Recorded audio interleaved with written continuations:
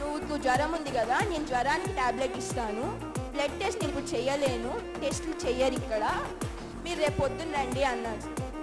నేను 1 రోజుల నుంచి జ్వరం ఉంది, నాకు రేపు ఎగ్జామ్స్ ఉన్నాయి, పొద్దున ఎగ్జామ్ రాసేసి నేను ఎలా అటెండ్ అవ్వగలను మేడం, నేనేదో స్కాలర్షిప్తో చదువుకుంటానని ఎస్వి యూనివర్సిటీలో, ఎగ్జామ్ వచ్చి వచ్చి డాక్టర్ దగ్గర చూపించుకునే ఇది లేదు, ఈవినింగ్ ప్రైవేట్లో చూపించుకునే స్తోమత లేదు నాకు, మీరే ఏదో ఒకటి చేయండి అని కూర్చుంటారు.